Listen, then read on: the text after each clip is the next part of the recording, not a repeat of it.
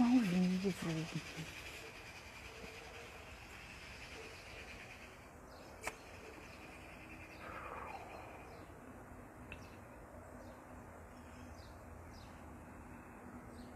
Bom dia.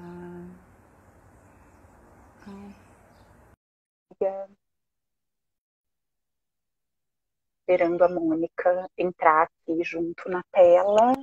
Oi. Oi. Oiê, tudo bom? Tudo bem, e você? Também, tá me ouvindo bem? Sim, você está me escutando bem Tô também? super bem. Então, bom dia a todo mundo. Eu vou contar um pouquinho como é que essa conversa... Oi? Agora a família vai entrando, entendeu? A mãe entrou, a cunhada entrou. É, a gente vai, vai começando, né? Ei, Tati, contar um pouquinho, porque faço questão, antes até de me apresentar, e depois eu conto um pouquinho como é que essa conversa começou, me apresento, passo a bola, te jogo uma pergunta, você se apresenta, começa e a gente vai trocando, tá?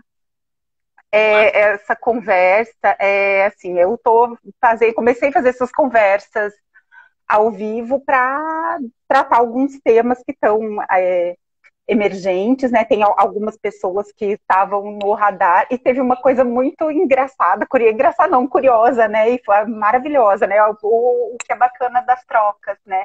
E acho que é até o motivo pelo qual a gente vai falar de organizações orgânicas hoje. Eu cheguei para a Mônica, porque a gente tem um monte de temas em comum e eu queria conversar com ela sobre colaboração, parceria, né? A gente vive isso bastante até entre a gente, de trocar, de uma indicar a outra para fazer as coisas, e ela me veio com essa contar das organizações orgânicas. Eu, meu Deus, que maravilhoso, vamos conversar sobre isso então.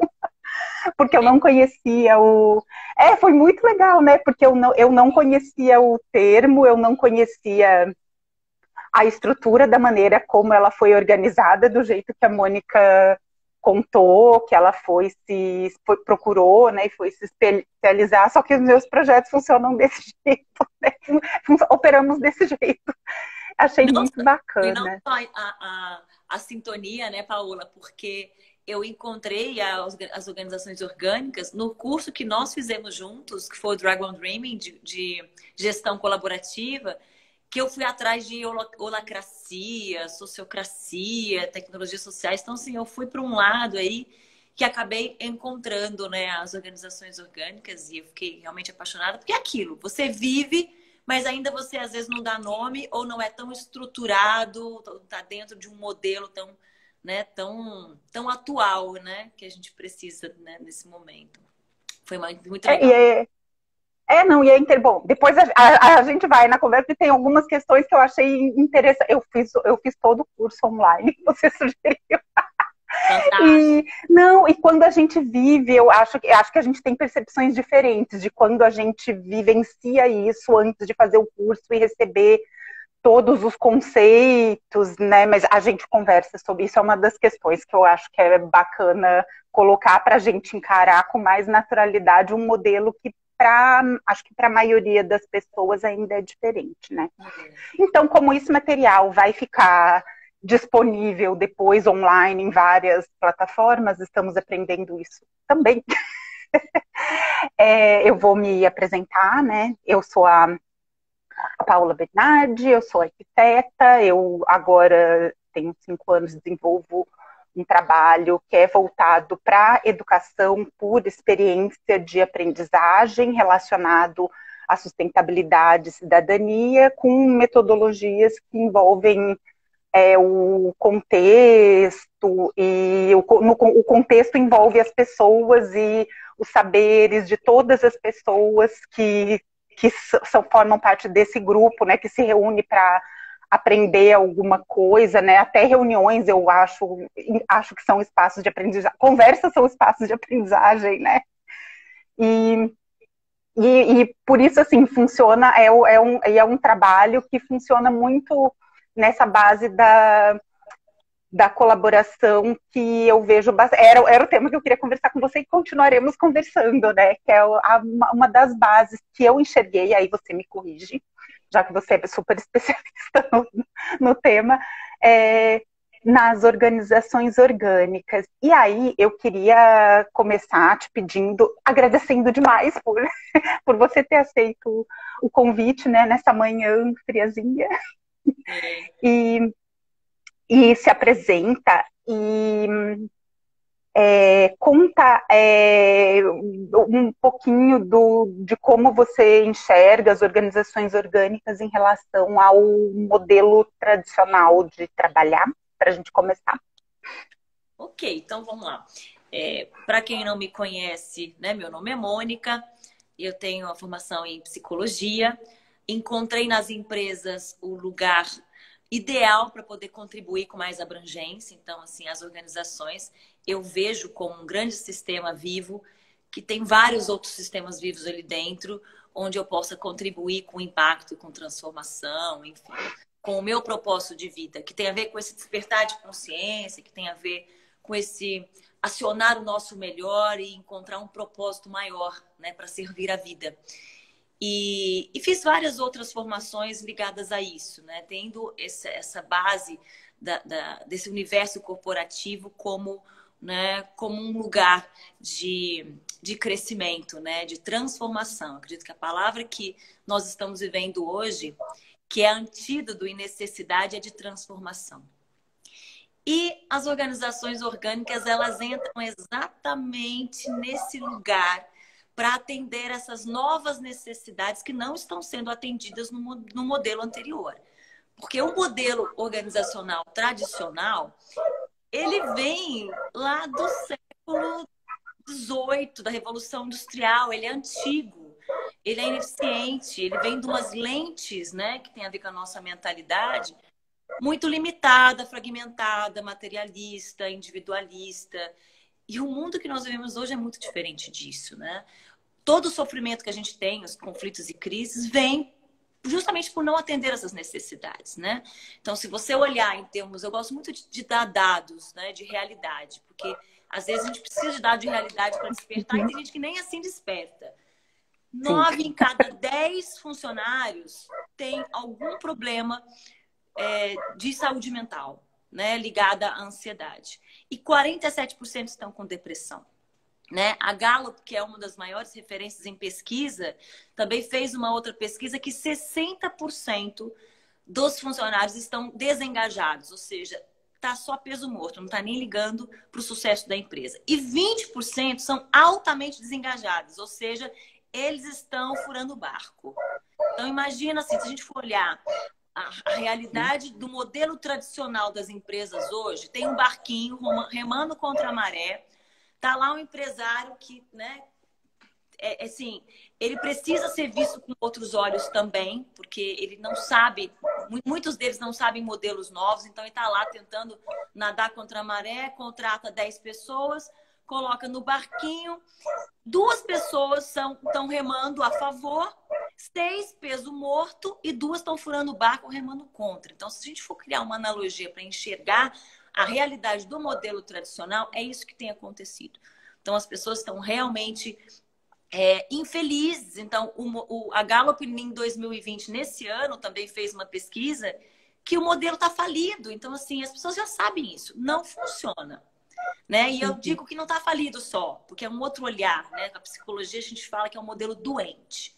Então, o modelo tradicional nas empresas hoje, que parte dessa estrutura vertical, hierárquica, de cima para baixo, de quem está no topo pensa, quem está lá embaixo é a mão de obra, só vai executar. E a gestão tem um monte de liderança que foi contratada para garantir resultado e para mandar o pessoal fazer. Não funciona, porque essa gestão de comando e controle, num mundo que é incerto, volátil, super VUCA, né, que muda o tempo todo, excesso de velocidade, de demanda, é impossível você ter certezas num mundo com cada vez mais incertezas.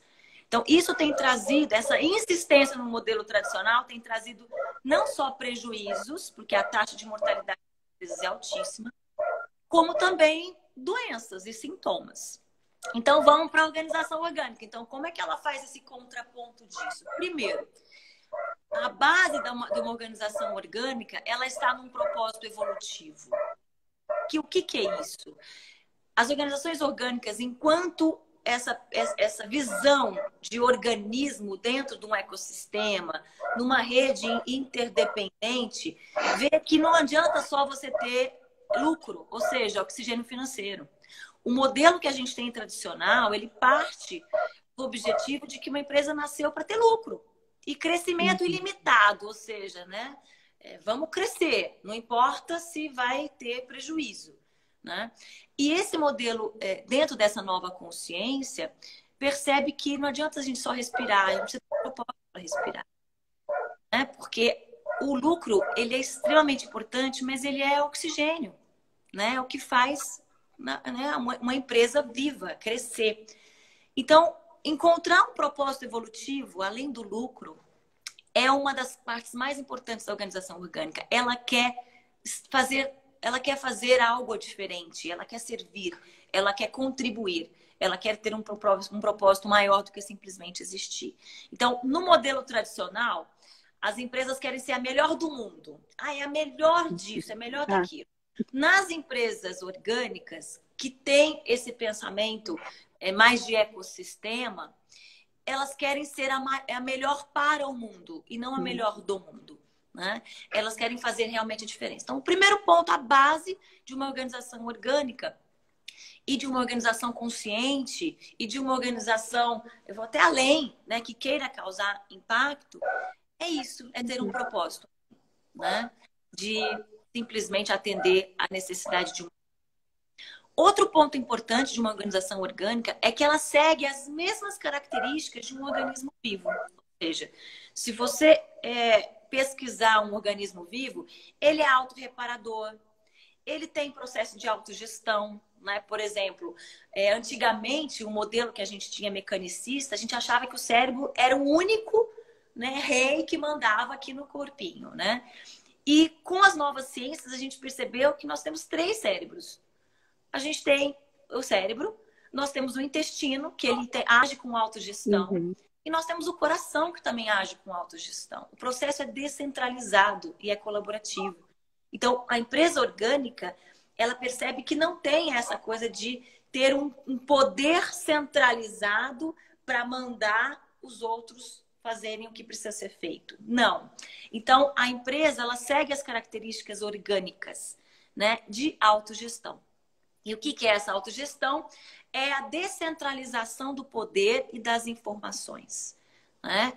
Se organiza em pequenos grupos, que na autogestão a gente fala de círculos, destrói a estrutura, né, rígida, né, e vertical. Então, ela é vista como um círculo. Então, existem círculos, papéis e reuniões de círculos, que são esses encontros, né? Então, basicamente é isso, é simples, né? Mas, ao mesmo tempo, ela traz a questão do orgânico, ela traz o propósito maior e ela traz algo muito legal, que a organização orgânica, ela parte da tecnologia social chamada holacracia, que tem esses 3 tripés. O outro tripé é a integralidade. O que é isso?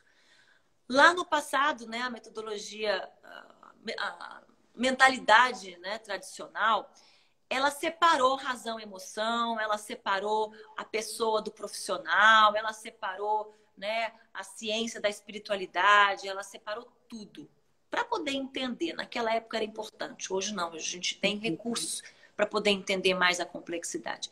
O que acontece? Então, assim, se você tinha algum sofrimento, não, a pessoa coloca da porta para lá da empresa, deixa seus problemas lá fora, aqui dentro você é funcionário. Ou seja, uma peça que você precisa executar e fazer e ser produtivo, porque o mais importante é isso. Nas organizações orgânicas, resgata esse lado humano. Integralidade é isso. Eu sou um ser único, né? Nós estamos vivendo uma esquizofrenia, né, social muito grande. As empresas estão sendo uma fonte de sofrimento por conta disso, de não trazer a emoção, de não trazer outras partes do nosso ser que são importantes, né? Então é isso. Então a organização orgânica é parte desses pontos, né? Da integralidade, da autogestão, né? Do propósito superior. E ela vai se ajustando, vai evoluindo através de tensões, porque a vida é isso. A vida é cheia de tensões e crises e conflitos.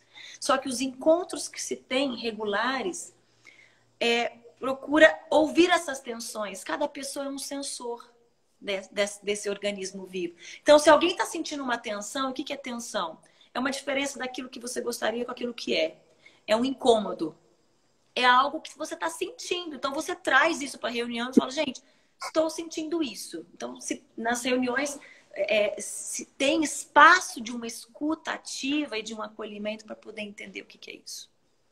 Eu vou pedir para você esperar um pouquinho para a gente até explorar mais. Tem alguns pontos que eu acho que é bacana a gente explorar mais. Antes de você falar das tensões, você trouxe 2 temas que eu acho que assim, me chamaram a atenção, reverberaram aqui em mim bastante quando eu fui olhar com atenção para como está estruturada a tecnologia da organização orgânica. E uma coisa que eu percebi e que até que tem relação com os papéis e com a integralidade, né, do ser que é tratada nessas organizações, e agora a gente está vivendo isso, inclusive no mundo do trabalho, né, agora, assim, quem tem a possibilidade de trabalhar de casa, que enfrenta concentrado todos os aspectos da sua vida num único lugar e ainda precisa devolver para o trabalho, né?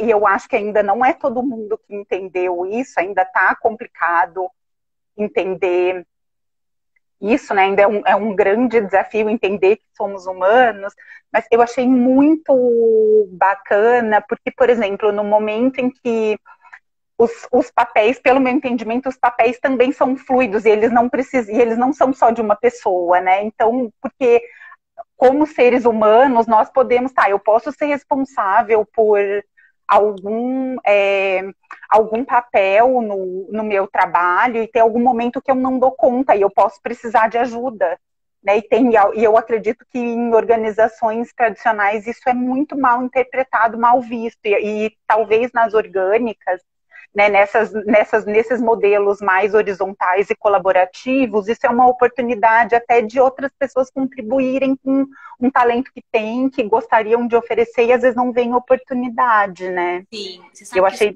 bastante... Fala.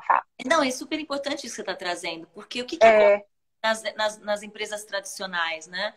Existe o cargo, então o cargo é uma caixa extremamente limitada, com uma descrição muito geral, né? E às vezes ela fica muito distante, é como se tivesse 3 círculos. Um círculo é a descrição do cargo. Outro círculo é o ideal, ou seja, o ideal que seria. E o outro círculo é o que a pessoa realmente faz. E às vezes está muito distante um do outro.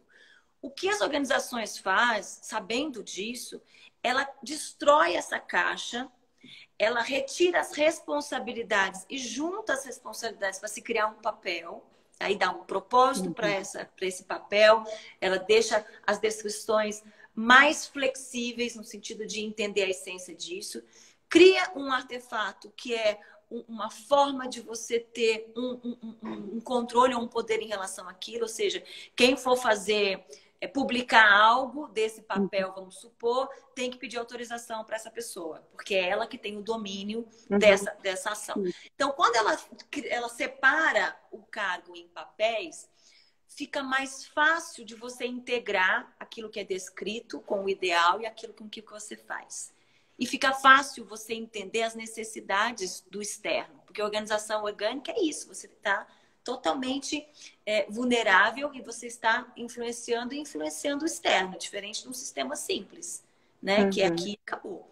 Dependendo das demandas, às vezes um papel, ele não precisa ficar energizado, que é o termo que se usa, né? Você pode ter 4 ou 5 papéis numa organização orgânica, né? E às vezes o mais importante é energizar mais um papel. Então você coloca a tua energia mais numa responsabilidade que exige, né? Num papel que para se cumprir ali dentro, que o papel é o primeiro acordo que se faz. E o bonito é isso, as pessoas elas estão ali construindo acordos comuns. E aquilo que vai ajudar o quê? O propósito da organização como um ser maior, né? Então, isso é uma grande diferença, viu, Paulo, que você trouxe, né? Da questão dos cargos e dos papéis, né? Eu gostei que você tocou na questão dos acordos também, né? Que é outra, que é isso pode acabar também sendo fluido, né? Porque tem situações que vão mudando, tem os níveis de rigidez, né? Dos diferentes acordos. Como eu gosto muito do acordo, às vezes a situação muda e a gente precisa repactuar alguns combinados. Sim. Né? Então, eu acho interessante assim, ter esses momentos. E o que você falou das tensões também. E aí eu queria colocar para você, quando eu vi tensões criativas, foi algo que me chamou a atenção. Só pelo nome já me chama a atenção. E quando eu fui aprender o que era, eu achei interessante falar assim, não, esse é um momento importante, como você mesma colocou, né? E uma coisa que eu percebo é que muitas vezes a gente não está preparado para lidar de maneira saudável com isso, né? Com as necessidades. Até, por exemplo, a gente que você começou a olhar para... Você chegou até esse conceito, essa tecnologia pelo Dragon Dreaming, a gente começa projetos, um passo para um projeto de Dragon Dreaming virar coletivo é todo mundo colocar as suas necessidades em relação a um sonho individual para isso virar projeto coletivo, né? E às vezes em alguns fóruns, vamos dizer, eu percebo que é bastante complexo e um grande desafio entender que tem as necessidades de várias pessoas acontecendo, que precisam ser atendidas ali, não só de quem colocou o projeto, né? Como é que você enxerga isso? Como é que você lida com isso? Você sabe que eu senti uma grande diferença, porque no Dragon Dreaming, dentro de um projeto mais colaborativo, ele não é tão estruturado nesse sentido, né? Dos acordos. Eu acho que as pessoas vão lá, não, eu faço isso, eu faço aquilo, né? Enfim. E dentro da holacracia, que é a base da organização orgânica, você não só tem esses meta-acordos, né? Como nas reuniões de círculo, você pode estar mudando essa estrutura junto, né? E revendo esses acordos. Mas o legal é porque você tem etapas, você tem momentos para você trazer essas tensões para fora. Então, tem lá o elo externo, o elo interno, para estar trazendo ou as tensões de fora para dentro do círculo, ou as tensões de dentro do círculo para fora. Então, existem etapas, momentos para isso, para trazer visibilidade e transparência dessas tensões, para poder tratar essas tensões. E quando a gente fala tensão, a gente está falando da pessoa que está tendo a tensão. Ela está refletindo, e isso vai influenciar na organização, mas você trata a pessoa. Você tem um momento que é adaptar, que você vai estar trabalhando uma coisa muito legal, que não é consenso. A gente confunde consenso com consentimento. Nas organizações orgânicas, trabalham com consentimento, ou seja, nem sempre aquilo que é consenso comum vai ser bom para a organização. Vai ser bom para as pessoas que estão ali, mas para a organização talvez não. Consentimento é se alguém tem alguma objeção, se aquilo que foi levantado para mudar um acordo ou uma estrutura vai impactar negativamente a organização, ou vai fugir do seu propósito, ou vai causar algum mal, ou vai ir contra um acordo, enfim. É bem diferente isso. E existe uma etapa também que é a do cuidar. E é lindo isso. Você tem um espaço na organização para cuidar das pessoas, para cuidar das relações, para poder criar uma escuta ativa, acolhedora, para oferecer ajuda, para ver o que você precisa. Então, assim, você acaba cuidando não só da empresa como um organismo vivo, mas cuidando de cada membro que está ali e das suas relações, né? Isso torna realmente humano mesmo, né? Você humanizar a empresa a partir disso. Né? Isso, você trouxe outro, a gente nem combinou, a gente nem fez roteirinho e chegou em outro ponto que eu achei... Não, mas é muito bacana, assim, eu fico muito feliz como essas trocas acontecem, né? E essa foi outro momento, outro ponto que me chamou a atenção, até porque em algumas formações de facilitação que eu fiz recentemente, né? Porque é isso, acho que nem essas buscas pelas metodologias, né? A gente exerce alguns papéis de maneira intuitiva e vai procurar o conhecimento técnico e caixinha de ferramentas, né? E a gente fez, eu achei muito curioso quando eu fui ver como funcionava esse momento do cuidado, porque numa dessas a gente fez uma simulação, aí entrou a Lu aí, que é especialista nisso, a gente fez uma microformação em mediação de conflitos, né? E eu vi muito, gente, assim, a maneira, e eu percebo em fóruns que a gente participa na vida, né? Como esse cuidado com as pessoas, a maneira, tanto a história do conflito e a comunicação não violenta, eu vi aplicada aqui, o quanto é importante a gente olhar para as pessoas, entender que tem pessoas ali que não só quem é da alta gestão precisa ser olhado como pessoa, todo mundo é uma pessoa, todo mundo precisa ser tratado com respeito, né?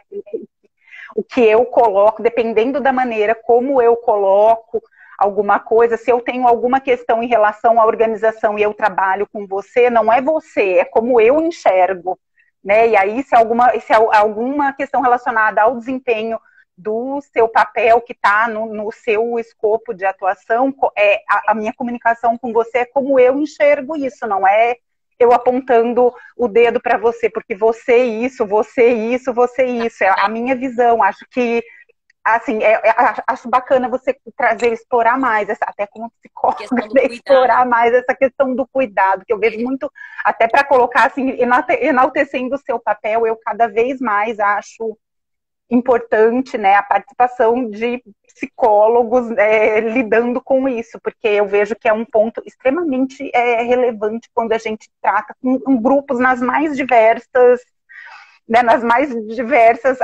atuações desses grupos, né? E você sabe que nas organizações orgânicas usa-se muito o CNV, que é a comunicação não violenta, né? Então, existem muitas metodologias que acabam afetando a nossa postura e o nosso ver em relação à vida, porque mais do que uma metodologia, né, a comunicação não violenta, ela é uma filosofia de vida.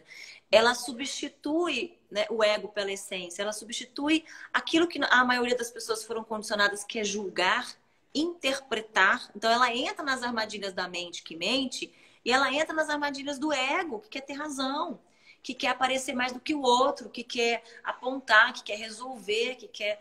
E quando você traz uma nova abordagem, mais da essência, mais amorosa, porque fala-se muito isso, né, desse amor em ação e trazer o amor para as organizações e para as empresas. Você está num lugar não de julgamento, mas você está num lugar de olhar para as necessidades que não estão sendo atendidas. Quando você muda o seu olhar, você muda tudo. Você muda a sua percepção com a vida, com a realidade, você muda as suas relações com você mesmo, com o outro. Você para de provocar culpa no outro e culpa em si mesmo. Você sai da vitimização, da agressividade. Então, a comunicação não violenta, ela é extremamente importante. E o mais importante do processo é que é evolutivo. Então, a partir das tensões, das necessidades que não estão sendo atendidas da empresa e das pessoas que estão ali, é trazido formas de cuidar dependendo de cada situação.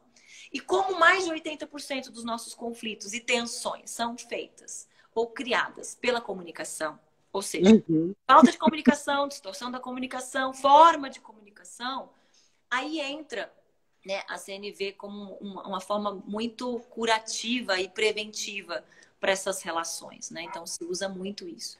Usa também psicodrama, usa dramatizações, usa mindfulness, meditação, momentos de calma, né?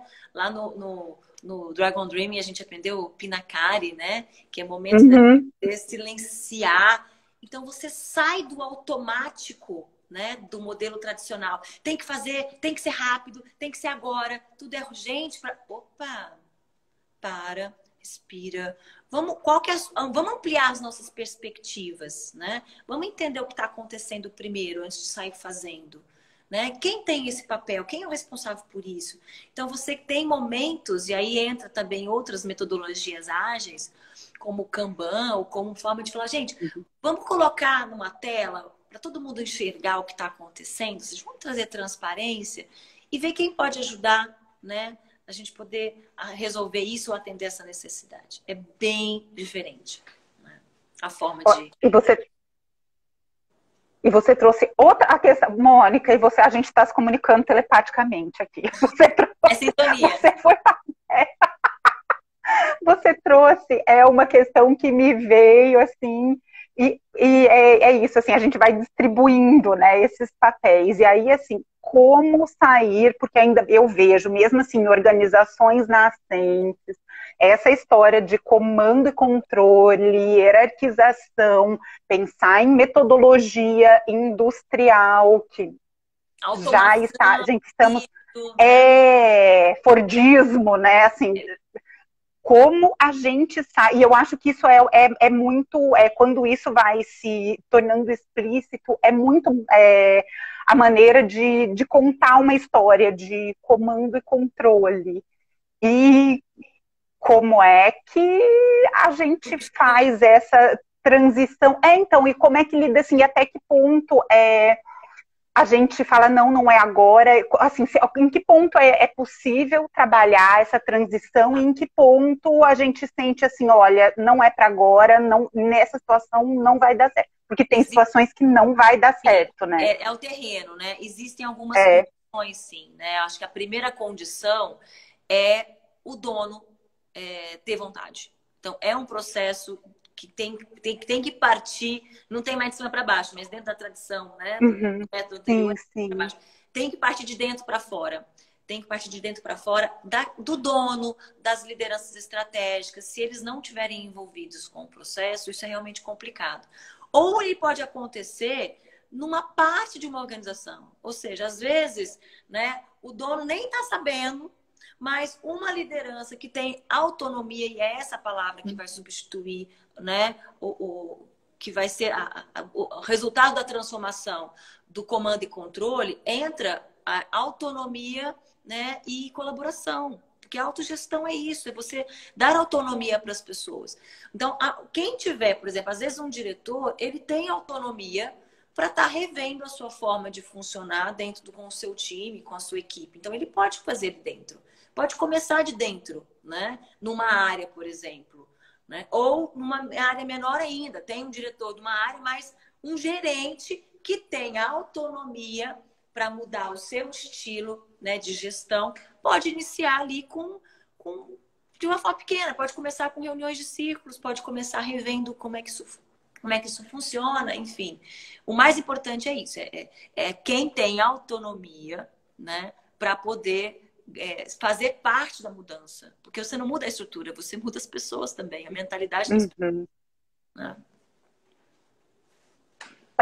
E tem situações... É um caminho. E, por exemplo, tem situações em que é bem mais complexo, né? Mudar, que às vezes tem situação que você olha para ela e fala, tá, agora isso não vai acontecer, precisa esperar um tempo, né, ter o preparo do terreno, como você fala, mesmo para iniciar, porque senão gera uma tensão que fica exclusivamente no conflito, né, e gera conflito bem Mas agora, grave. Eu vou falar né? Um paradoxo, viu, Paola? Porque o que está acontecendo? A estrutura do jeito que está, ela é uma fonte de conflito e tensão, naturalmente. Então, quanto antes, né, os empresários, as lideranças, os empreendedores fizerem o processo de transformação, melhor, porque já ultrapassou o nível de sofrimento e de incapacidade mesmo de estar resolvendo a situação do jeito que está, né?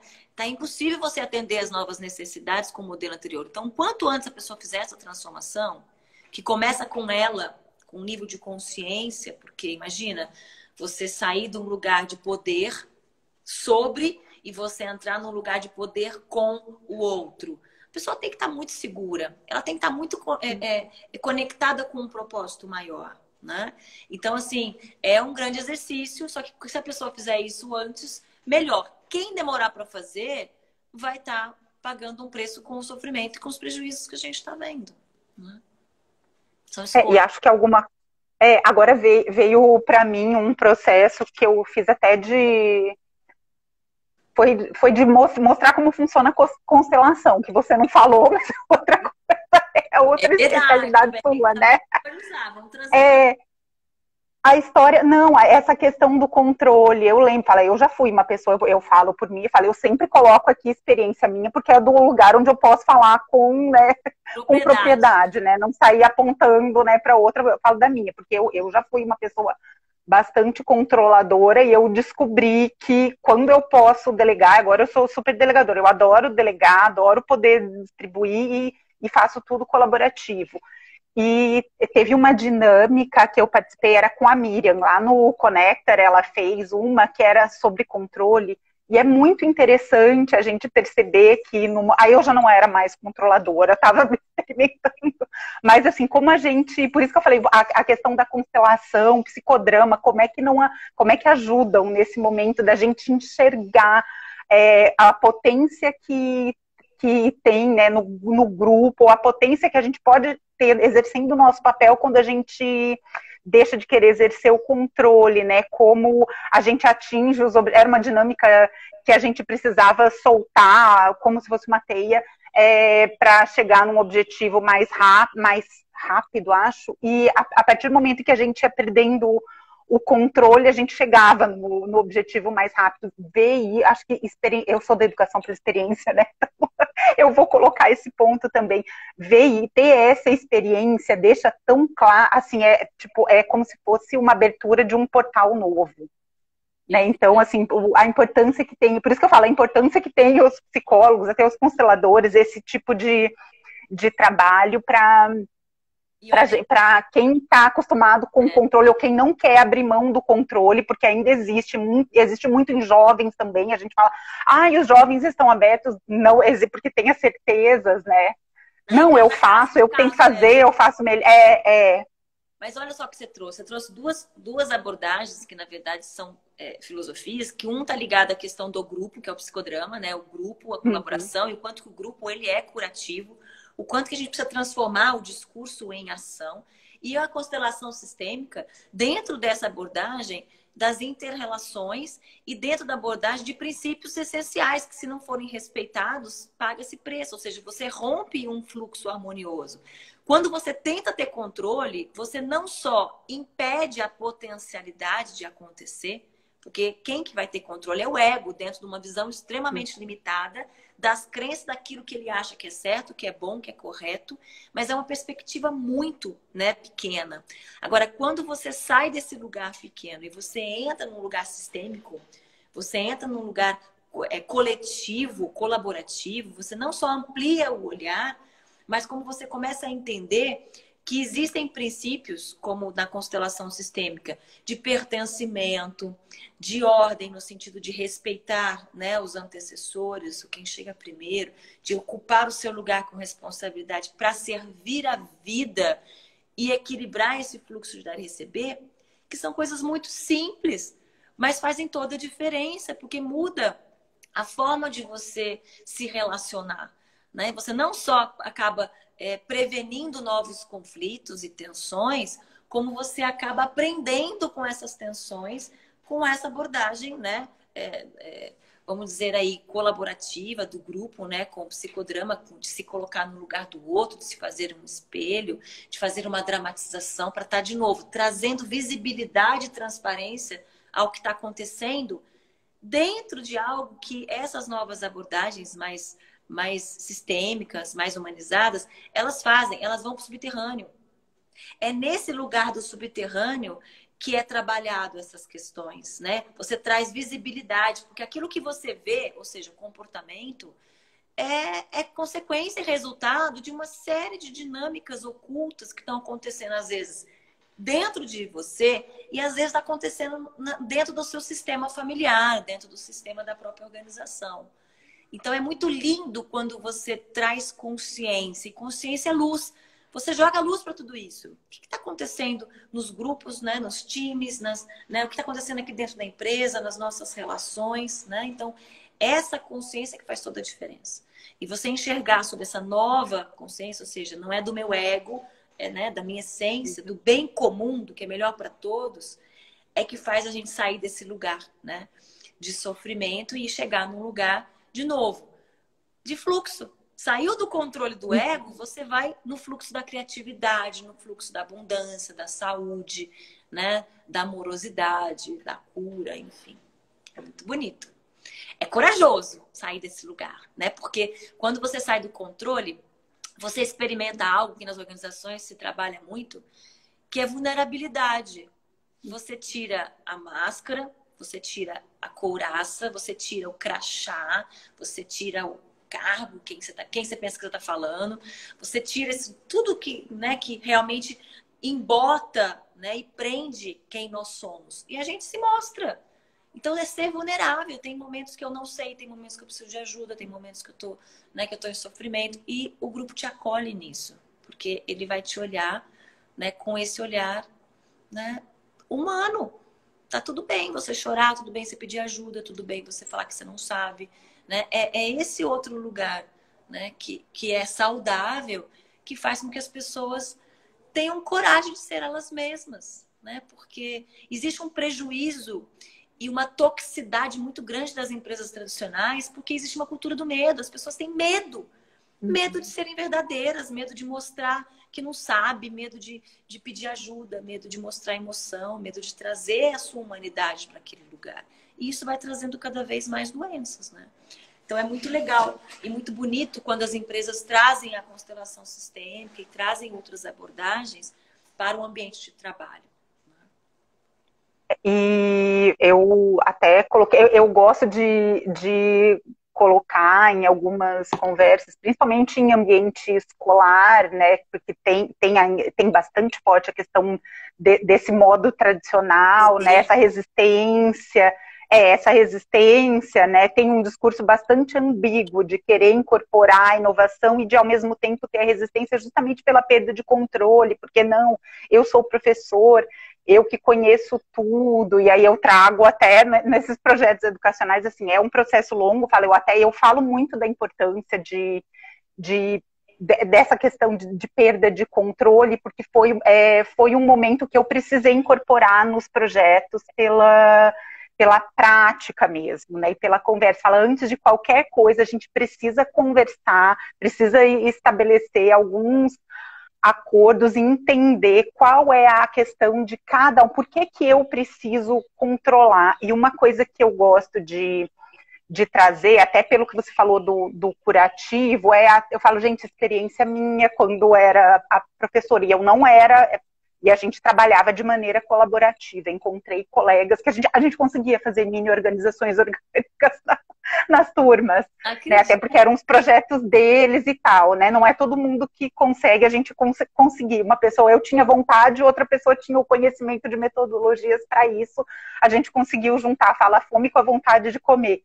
Né, e tocar isso em sala de aula na universidade é um campo de experimentação, né? Educação é um campo de experimentação, mas o que eu falo é assim, o quanto é menos cansativo e o quanto é bom a gente distribuir o controle, tirar o controle do centro de uma pessoa e distribuir a responsabilidade, porque fica menos cansativo, né? Uma coisa que fala assim, gente, faz um teste, o quanto é mais tranquilo, né? Isso que a gente não ter medo de pedir ajuda, fala, não, vamos conversar, vamos discutir isso, gente, eu não sei tudo, né? A gente se colocar como alguém que a gente está aprendendo na vida, né? Fala, oh, não sei como tudo funciona, então a gente junto consegue descobrir a maneira que funciona bem pra gente, né? Acho que talvez isso seja um grande valor, né, desse tipo de organização. E você está trazendo a questão da educação, que é a fonte, né, do processo evolutivo. Uhum. Uma outra coisa importante é que a relação tradicional, ela cria uma relação de codependência e de maturidade. Porque se aquele que tem o controle, ele orienta o que você precisa fazer, você não tem que pensar, você só tem que executar. E se você fica nesse lugar de executor, você não estimula e nem trabalha o teu processo criativo. E nem se sente engajado ou parte do todo, ou parte do próprio sistema. Você simplesmente é uma mão de obra, mãozinha mesmo, não é nem o cérebro, nem o coração, tá só a mão. Agora, quando você trabalha uma liderança compartilhada, uma liderança mais sistêmica, mais humanizada, você quer tirar de dentro para fora, você quer acionar o melhor do outro. Você sai da relação vertical e entra numa relação horizontal para que o outro se sinta parte e ele tire de dentro, e ele que se sinta comprometido com aquilo, responsável com aquilo, né? E não só traz engajamento, como aciona esse processo criativo. Então, é uma outra forma né? Não só de educar, porque aqui você educa e aqui você não tem processo de educação. Aqui você executa, isso aqui é ordem, né? É previsibilidade. Então, aqui não. Aqui né, o que nós podemos fazer. Então, você entra num outro lugar para desenvolver o outro. Para que o outro assuma a sua própria gestão do seu desenvolvimento, né? Para que ele vá atrás daquilo que ele precisa para desenvolver e energizar melhor aquele papel, para contribuir mais com o propósito. Então, o processo evolutivo de uma organização orgânica, de uma organização consciente, ou de uma relação de uma liderança, né, mais humanizada, mais servidora, é muito diferente, né? É de dentro para fora mesmo, né? É um outro processo, é bem legal. Aí é engraçado assim, as empresas tradicionais, elas contratam uma liderança para garantir resultado, a liderança orienta o que tem que se fazer e cobra resultado, e fica reclamando que a equipe não é criativa, não é proativa, não tem iniciativa, não se sente engajada. Mas é lógico, o sistema não permite isso. E a relação não permite isso porque não tem confiança. Porque se acontece algo legal, a liderança é responsabilidade dela. Não aconteceu algo bom, teve prejuízo, a culpa, né, é da equipe que não foi engajada, é preguiçosa. Então, são crenças tão limitantes, né, que são completamente diferentes do que acontece numa organização orgânica, né? Que você já vê a pessoa com outros olhos. Uma pessoa, ela é capaz, ela é criativa, ela é responsável. Você só precisa acionar isso melhor, criar um ambiente fértil para que esse processo aconteça. E você acreditar nisso, e você criar condições para que isso aconteça, né? Agora foi bom, porque a Paty fez um comentário aqui que eu perdi a hora que ela fez, eu comecei a pensar se ela quiser colocar aqui relacionado a que foi, mas acho que até agora cabe, né? Por exemplo, nesse tipo de situação, ela coloca assim, olha, a reação não é acolhedora e congela ações, né? Como é que é um tipo de situação que esse tipo, né, de organização tradicional, né? Isso te contrata às vezes para você quer algo, mas você não permite que aconteça.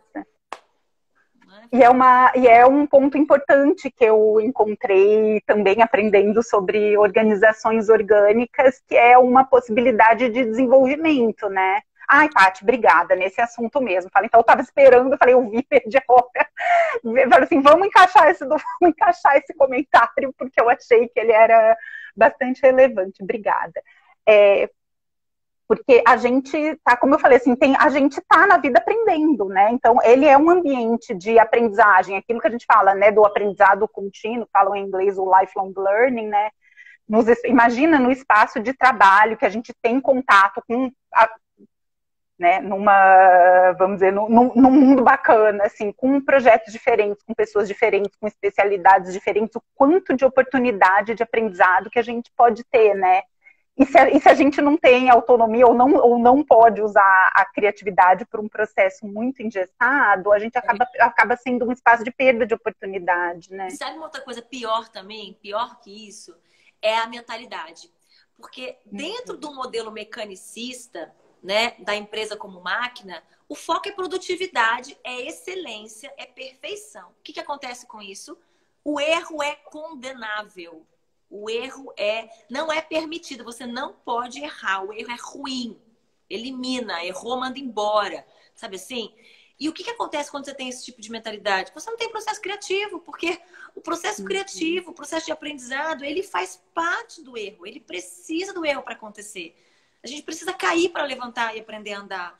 E quando você tem essa mentalidade, você tem uma mentalidade fixa e fechada. Dentro da organização orgânica, a mentalidade ela é aberta de crescimento, ou seja, eu acolho o erro. Tem empresas de inovação que estimulam o erro. Porque quanto mais você está experimentando, quanto mais você vê o erro como oportunidade de crescimento, como oportunidade de aprendizado, como o processo das tensões criativas, né? Não é assim, então o que a gente faz? Então, você tem uma outra forma de encarar isso. De novo, tudo depende da mentalidade da cultura, para que essa nova estrutura emerja. E acolher o erro, que faz parte do nosso ser, né? E assim como a vulnerabilidade, assim como a criatividade, assim como as tensões, é extremamente importante, né? E é bem-vindo errar, mas vamos aprender com ele. Vamos ver o que ele está nos ensinando, o que a gente pode fazer com isso. Quem tem uma ideia, ou seja, você cria espaços para poder aprender com o erro. Né? O outro não, você condena, pune e vai repetindo vários erros, porque você não aprendeu com eles. Né? Porque, de novo, o padrão está sendo repetido de uma forma inconsciente, automática. O sistema, ele leva para esse mesmo lugar, né? E não tem esses momentos de aprendizado. Porque tempo é dinheiro. Aí você falou... Tem que ser rápido. É... Vamos lá. Né? Aqui não, aqui, opa. Né? Diferente. Vou fazer um adendo. Você falou num negócio que me voltou uma memória ali na formação, que assim, me aqueceu o coração quando falaram de padrões, assim, usaram minha bibliografia do mestrado, né? A maneira que usam. Eu estudava padrões configuracionais urbanos, né? A partir do Alexander, né? Que eles usam também. A abordagem de padrão é essa. Eu falei assim, me senti... me trouxe memórias maravilhosas também isso. E olha então, que legal, obrigada. E olha que legal. Muito legal. A vida está cheia de padrões. Não tem como fugir disso, né? A nossa mente, ela atua por padrões. Nós temos vários padrões. Só que o que é mais importante? Primeiro, é tornar consciente. Porque a maior parte dos padrões de uma empresa de organização tradicional e dos colaboradores que estão ali são padrões inconscientes. Agora, numa empresa orgânica, nas organizações orgânicas, é muito legal. Eles trabalham com dois termos legais. Eles trabalham com termos de padrão e antipadrão. Não no sentido de que você seguir um padrão, você vai ter receita de sucesso, ou se você seguir um antipadrão, você vai ter receita de fracasso. Porque essa é uma outra coisa desconstruída. Não tem receita, não tem certo nem errado, né? Mas, a partir da observação, quanto mais próximo do orgânico, do humano, né? Você pode ter padrões mais saudáveis de funcionamento. E são sugestões. Então, ele tem lá uma lista de padrões de cuidar, uma lista de padrões que são sugestões que você pode utilizar. E o antipadrão é a observação de formas de funcionamento doentio que traz sofrimento. Né? Por exemplo, cobrança com meta. Né? Isso é um antipadrão. Né? Porque quantas vezes você fere, inclusive, questões éticas e a pessoa acha, não, é porque eu fui cobrado, porque eu tenho uma meta para entregar e acaba fazendo coisas que não são legais, que não funcionam. Outra coisa que não funciona é você, que também acaba sendo um antipadrão, é você... É questão de prazo, e aí você tem uma obsessão por prazo, e aí você acaba, né, ou atropelando ou entregando uma coisa que não é legal, e aí acaba sendo um antipadrão porque você tem oportunidade de fazer negociações, de renegociar. Enfim, muito legal entrar nesse ponto para a gente ver quais vão ser os nossos padrões, se vão ser mais a serviço da vida, se vão ser mais saudáveis, ou se vão ser inconscientes e, né, dentro de um modelo mais mecanicista que está a serviço das coisas e de indicadores só financeiros, né? Ou seja, exclui a parte da saúde da vida. Então, isso é interessante mesmo. Aí eu vou aproveitar, acho que é um último ponto assim, para colocar, acho que pode até ajudar a encerrar aqui a conversa, que nós temos 7 minutinhos, antes que ele comece a piscar. Antes que a gente caia. Eu tô assim, expert em cair. Caiu, se não termina uma conversa, volta, termina e beleza. Vamos ser tranquilos com isso, né? Já tem muita coisa acontecendo junto, então, vamos ser fechar. tranquilos. Tem uma questão que me veio, assim, por exemplo, que eu coloquei lá no comecinho. A diferença que é, por exemplo, a gente que já trabalha com essa maneira mais colaborativa, vai aprender sobre organizações orgânicas, e tem a história das fichas, tem toda a estruturação do processo, que você até já tocou no começo da nossa conversa. Quem olha para as fichas, que tem isso, cada reunião aí tem isso, pode entender como, ai meu Deus, é um modelo que é muito rígido, é muito cheio de regrinhas, é muito encaixadinho. Vamos dizer, eu, por exemplo, que venho de uma... Você deve ter deve ter tido uma experiência até parecida, sem querer julgar, mas até por te conhecer um pouco, né? Assim, eu olhei para isso como tá, é o mínimo de estrutura, eu adoro estruturas libertadoras, assim, é o mínimo de estrutura para a gente conseguir ter um espaço de liberdade para exercitar conversa, transparência, colaboração, cuidado. Eu queria, assim, o que que você tem de experiência nessa mudança de mentalidade, né? De olhar para esse monte de sugestões que podem ser regras muito rígidas e entender como um mínimo de construção para a gente ter liberdade e construir nosso modelo. Paola, acho que antes de tocar nesse assunto, eu acho importante colocar o grupo que, de uma certa forma, criou e continua criando porque é orgânico, que é a Target Till, né? E quem tiver interesse em se aprofundar para entrar no site deles. Inclusive, eu estou junto com eles e a gente está num processo de aprendizado sempre eterno. A questão da estrutura é que para você ter liberdade, você precisa de limite. Não existe liberdade sem limite. Para você criar uma estrutura de autogestão com total liberdade, ou seja, você pode tudo, mas existem algumas questões que estão ligadas ao propósito, estão ligadas a alguns artefatos que são, né, pontos aí de estrutura. E nas reuniões de círculos, que você precisa ter coisas mais estruturadas para poder trazer organização, para poder fazer com que a gente consiga aproveitar o nosso tempo de colaboração sem perder o foco, porque a gente sabe que a gente viaja, né? A gente tem muitas coisas, então se a gente não tiver um mínimo de estrutura, a gente pode se perder, né? Eu também gosto do processo caótico, né? Mas, assim, é importante ter esse mínimo de estrutura. E a organização orgânica, ela de novo, ela entra com o princípio que não é regra, não está certo. Quem sentir intenção em relação a isso pode adaptar para a sua própria realidade. Não é Ctrl+C, Ctrl+V. Então, assim, isso que é bonito. Eu acho que o propósito e o princípio está acima da estrutura, né? Dos padrões, né? E dos modelos e sistemas que foram criados. E está sempre em transformação. Né? Tem espaço para objeção com relação a isso também. Tem objeção, tem uma sugestão. Então, ele vai se ajustando, ele vai se moldando conforme esse processo, né? Conforme essas questões que podem ser de dentro e de fora. Né? Isso que é lindo. Maravilha. Não é? É maravilhoso. Nem caímos, né? Continuamos. Então, ó, acho que vamos conseguir. Então, vou fechar a minha parte agradecendo muito, primeiro pela sugestão do tema, por ter me proporcionado um espaço de aprendizagem gigante. Eu fiquei muito feliz mesmo legal, de poder saber mais. Você sabe que eu gosto de aprender, então foi um presente enorme. Eu também, assim... E a conversa... Não, e assim, estou aprendendo junto, né? Porque eu fico cada vez mais encantada quando eu encontro tribos com a mesma afinidade, né? E a Target Till, né? Junto com esse novo formato que eles deram aí para as organizações orgânicas, foi um encontro muito bonito, assim, para mim. E quem tiver interesse, tá, em conhecer mais, assim, acho que eu estou trazendo também. Eu gosto muito, assim como você, de compartilhar.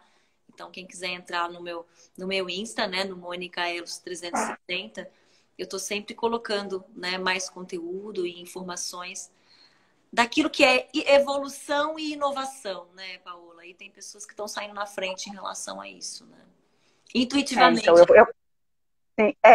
Aí eu vou dar o serviço, porque eu estou aqui no pessoal, porque a gente, numa conversa, é melhor, mas assim, quem quiser, eu faço um trabalho que é semelhante, Estou começando a colocar mais coisas, né? Inclusive de um seminário que eu fiz, a Paty que tá, que eu estava aqui, eu não consegui ver, todo mundo participou também.